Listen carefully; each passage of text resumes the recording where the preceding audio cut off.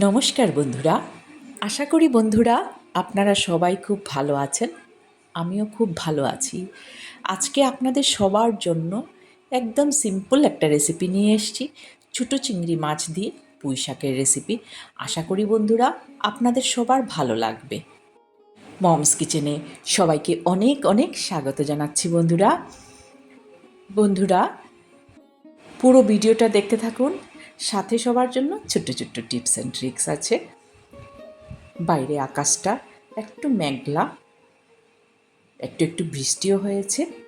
রেসিপিটা ভালো লাগলে আপনাদের একটা লাইক আর কমেন্টের জন্য অপেক্ষায় রইলাম। আপনাদের প্রতিটি লাইক কমেন্ট আমাকে অনেক অনেক উৎসাহিত করে।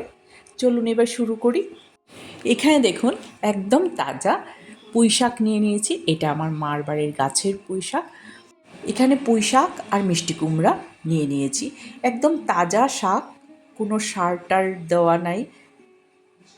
ছোট্ট একটা গাছ, কিন্তু অনেক দিন আমরা এটার থেকে খেয়ে ফেলেছি।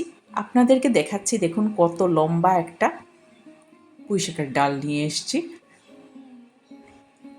খুব উৎসাহিত হয়ে আপনাদেরকে দেখাচ্ছি। আজকে ফার্স্ট টাইম আমি আপনাদের সামনে ক্যামেরার সামনে এসেছি। আর সত্যি আমরা ছোটো ছোটো ডেইলি নানা ধরনের রান্না করে থাকি। আমাদের বাঙালির ঘরে নানা রান্না হয়ে থাকে। কিছু কথা বলার আছে। শাকটা দেখুন এইভাবে কেটে নিচ্ছি। সব শাক কাটা হয়ে গেছে। এইবার মিষ্টি কুমড়োটাও কেটে নেব।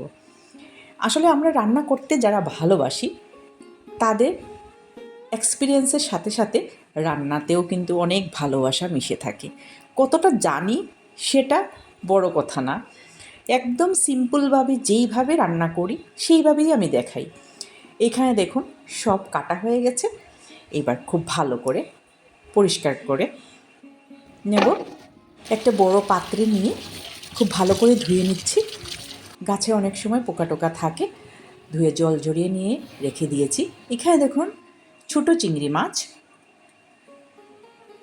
একটু সাতলে রাখা আছে। কড়াইতে 2 চামচ সর্ষের তেল দিয়ে চিংড়ি মাছগুলোকে অল্প একটু নেড়ে চেড়ে তুলে নেব। কেন কি অলরেডি নুন হলুদ দিয়ে আগে থেকেই সাতলানো আছে। আমি জাস্ট গরম করে তুলে নিচ্ছি।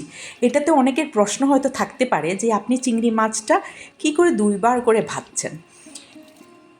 চিংড়ি মাছ ভাজা তেলের মধ্যেই 5 ফোড়ন আর শুকনো লঙ্কা সম্বাস দিয়ে একটু নেড়ে চেড়ে দিচ্ছি। এইবার পুঁই শাক আর মিষ্টি কুমড়াটা একসাথে তেলের মধ্যে দিয়ে দিচ্ছি। এইগুলো আমাদের ঘরোয়া রান্না, একদম ঘরোয়া পদ্ধতিতে রান্না, কিন্তু এতে দেখানোর কোনো কিছু নেই।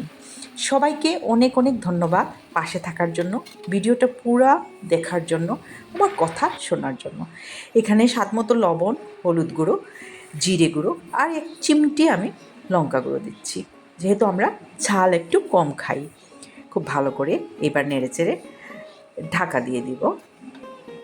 যা বলছিলাম যে আগের থেকে সাতলানো মাছ থাকলে সেটা যে আপনাদেরকে ভিডিওতে দেখাবো না এরকম তো কিছু নেই, তাই না?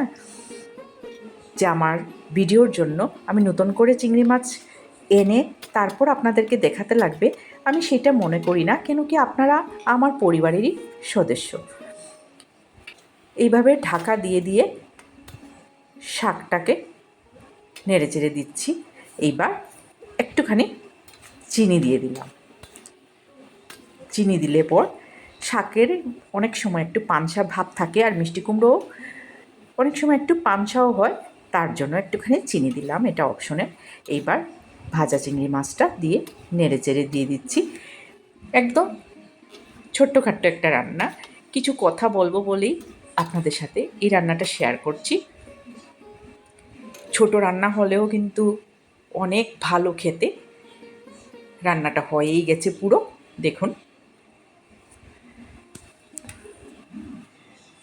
দারুণ স্বাদের এই পুঁই শাক ছোটো চিংড়ি দিয়ে। এবার গ্যাসের ফ্লেমটা অফ করে সার্ভ করে দেব। বন্ধুরা, আশা করি রান্নাটা আপনাদের ভালো লেগেছে। আপনাদের পাশে থাকার অনুরোধ রইল। অন্যদিন না হয় আর একটু গল্প করব আপনাদের সাথে। সবাই খুব খুব ভালো থাকবেন, সুস্থ থাকবেন, আর ভালো ভালো রান্না করে খাবেন। আমি গরম গরম ভাতের সাথে পুঁই শাক ছোটো চিংড়ি দিয়ে সার্ভ করে দিয়েছি। দারুণ স্বাদের এই রান্নাটা একবার অবশ্যই খেয়ে দেখবেন। একদম সাধারণ রান্না। আবারও একটা খুব ভালো রান্না নিয়ে আপনাদের সাথে খুব তাড়াতাড়ি দেখা হবে বন্ধুরা। আজকের ভিডিওটা এই পর্যন্তই। সবাইকে ধন্যবাদ জানিয়ে ভিডিওটা এখানেই শেষ করছি।